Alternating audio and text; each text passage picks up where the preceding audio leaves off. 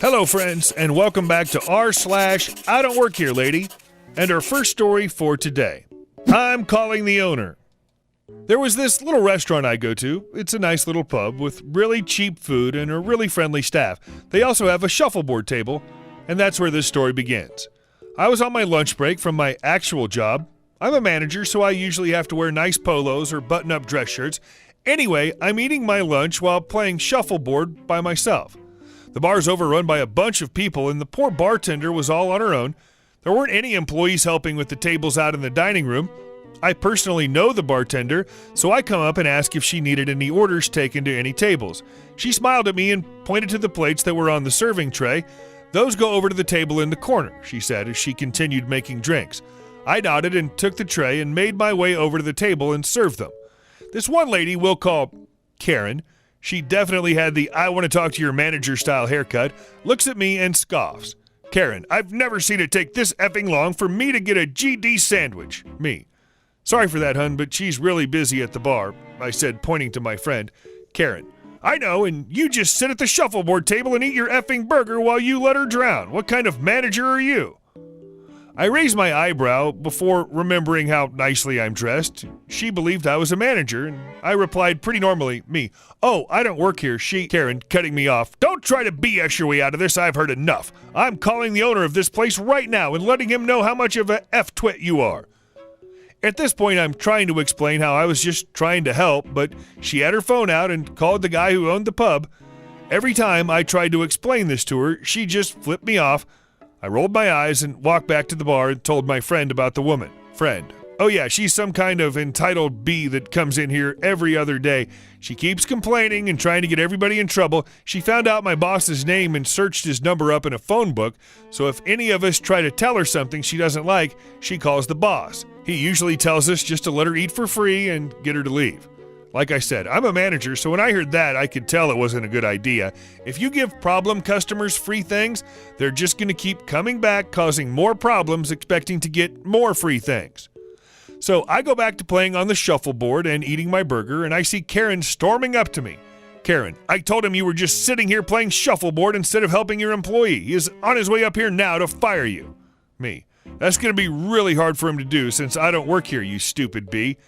Karen got really red in the face, and she reached up over and slapped me, now screaming, "How dare you say that to me? I will F up your whole life, you waste of filth." Now, I'm a simple man, and I was raised never to hit a woman. But I'm a second-degree black belt in Taekwondo and a first-degree black belt in Hapkido. I don't need to hit her to make my point. She goes to slap me again, and I catch her wrist, pulling it behind her back and kicking out both of her feet and bringing her to her knees. She couldn't move in this position without pain shooting up her arms and neck. Believe me, I've been locked in this position before. At this point, the whole pub just turned to see the commotion, and my friend has to come over. Friend, "Geez, are you okay?" Karen, "Let me go! I'm gonna get you effing arrested, and I'll sue you so hard you'll be lucky to be living in a cardboard box."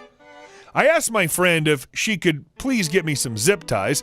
Once she gets me some, I fashion out some makeshift handcuffs and tried to restrain her. At this point, the owner walks in and sees this. Owner, "Holy crap, what happened?"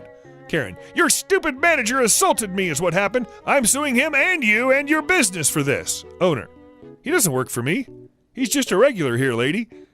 Karen got bright red in the face, but she just sat there and stayed quiet now. I think she realized what kind of trouble she was in. After a few moments, the police arrived, and I explained the events that unfolded to both the owner and the police. My friend backed me up on all of it, despite Karen trying to deny it. The police officer asked if I wanted to press charges for assault, and I said, gladly. She was sent away in a police car, and no one's seen her since. The ending of this story makes me a little more happy. And we're moving on to the next story. So you quit? Mind if I message you to come to work anyway?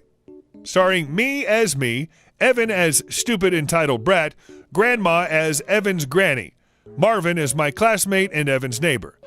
So, fair warning, English is not my first language, but I'm not on mobile. And then everybody got up and started clapping. TLDR at the bottom. Anyway, about a year ago, I was 15, and my ex-elementary school teacher got me a job tutoring a boy who was having some trouble at school, Evan. I am super happy and originally expected a normal tutoring job, maybe 2 lessons a week, like 40 pounds a month, just something to boost my budget a little. However, when I meet up with Evan's grandma, who he's living with for some reason, which I guess his parents are a little off, because I do meet his dad a little bit down the road and he's totally still in the picture. Anyway, I find out two things. One, grandma is rich, and two, Evan's problems can't be confined to some little trouble at school. This kid's struggle is real. It turns out that I'll need to come over every day to help Evan with his homework, and we'll get 8 pounds per hour. And as Evan often needed more than an hour a day, every month I ended up making like 200 pounds. That's huge. I'm in heaven. I buy a Nintendo Switch after 2 months. But as they say, if something's too good to be true, it probably is. Because as I find out rather quickly, Evan is, I kid you not, the dumbest kid in the entire universe. He's in 6th grade, already about a year older than all of his classmates, and he can't multiply 11 by 2. He doesn't know who Hitler was. Reading an A4 page of writing out loud takes him about 30 minutes. And I mean, it's fine. I'm a Rick and Morty fan, so I understand that not everyone can stand up to my 9,000 multiplied by infinity IQ. But the problem with Evan is, he's an entitled little crap too. I've mentioned how his grandma is basically our local Rockefeller, so yeah, the kid gets everything. I mean, everything he asks for. Newest phone, newest console, the most expensive Lego sets on the market. I've witnessed him chew his granny out because she bought the wrong Actimel sort. Made him really unlikable. He doesn't respect money at all, and not only his, or rather his family's, but also mine as well. Evan often forgets that he has a big project due tomorrow, so he'll send me a quick text, "Could you buy X, Y, and Z on your way here?" And fighting to get the money spent on that is a real B. So yeah, the money's good, but working with Evan isn't. I often return home at 8. Sometimes Evan refuses to do his homework before he finishes watching a Fortnite stream. One time he orders me to give him my Switch charger because he lost his. And overall, he just doesn't put any effort into school. And he should. Let me explain the German school system after elementary school for you. Nice and easy. You smart? You want to go to college? You go to gymnasium. You don't want to go to college? You go to Oberschule, real school, or hop school. You're not smart at all? You go to Förderschool or a different school for children who require special attention. My region just had a Förderschool. I don't want you Germans coming at me now. I know it's a very rough description, but that's basically how it works where I live. So anyway, Evan's dream is getting into our local Oberschule. But for that, he needs to have specific grades, otherwise they'll put him in the Förderschool. And he doesn't work at all. His grades are going downhill. He's not telling me about tests and homework. I have to just start taking his journal and checking it myself. But after that, he just stopped writing the stuff he doesn't feel like doing into the journal, so I don't even know about it. So, the fact that Evan takes up hours of my afternoons, doesn't respect me at all, and that he probably won't make it to his dream school, and I don't feel like getting a mouthful from his grandma for not getting his grades to get better, I quit.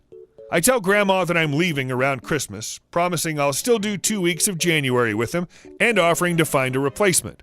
But Evan said he doesn't need anyone new. He'll just manage himself and get Marvin, one of my classmates who's cursed as being Evan's neighbor.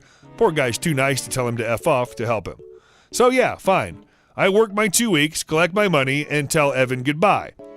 Few days of silence. I just enjoy my freedom. Then I get a text from Evan around the time I usually tutored him. "Where are you?" I'm like, LOL, what's up with that kid? So I text him, "I don't tutor you anymore." "Evan, can you come? Marvin is busy." And that's where I screw up. I come because I know Evan is totally through if someone doesn't help him. But Marvin is busy quite a lot, because not that much later, Evan texts me again. "Can you come? Marvin can't today." Me, "Can't, it's my birthday, I have family over." Few minutes of silence, then, "Evan, where are you?" He sometimes texted me that if I was running late for our meeting. Me, "I told you I can't come today. Besides, I don't work for you anymore. Find someone else." Again, I swear, while I don't have the exact messages in mind, I remember Evan waits a few minutes after telling him that I will not come to go broken record on me and ask, "Where are you?" again, a couple times. I finally explode and write him a longer, harsher message telling him to leave me alone. So it stops for that day. Then next day he comes again. "When will you be here today?" That's where I just blocked him everywhere. I don't know, and I don't care what happened, but Evan's family stopped greeting me from that day on. Not my dog. Hello, I commute with my bike and I take the bus. I've been doing this for 5 years. At the end of my day, I ride to the bus stop and stand by a tree to get my stuff ready for a few minutes before getting on the bus. On this day, I was standing there, and a lady with earbuds in came up to me screaming, waving her hands, and telling me to take care of my dog. I was puzzled. There was a black dog walking behind her, and it passed her and came over to me and sniffed my hand and was basically sweet to me. I kept telling her, "This is not my dog," over and over, and she wouldn't hear it because she wouldn't take her earbuds out. Shaking my head. She left, and the dog walked around the corner to a bench. A different lady who was sitting on the bench was flipping out and screaming for me to come get my dog away from her. Once again, I said, "This is not my dog," over and over. As I did this, though, I watched her body language and realized she must be terrified. I asked her, "Are you afraid of dogs?" And she said, "Yes." I calmly told her that I would keep the dog away from her, but it wasn't my dog. This dog was so nice and super friendly, no tags, but a harness. We were near a busy road, and I didn't want the dog to get hit by a car. I looked around the neighborhood and saw a young girl in her car in the driveway. I asked her if she could take the dog and call animal control or something, just keep the dog safe until its owner could be found. She was so kind, and the dog just loved her, and she took him from me. Now, I love animals, and I kept thinking about this dog for the next 2 days, hoping that it was safe and warm, being fed and given love. Well, about 3 days later, I was at the same bus stop, and I saw a nice man walking what looked like the same dog. I asked him about it, and he said, yes, he lost his dog a few days ago, and I told him I was the one who found it. I was so happy to know that the dog had made its way home. Hey guys, thanks for watching. I hope you enjoyed the stories, and I'll see you soon.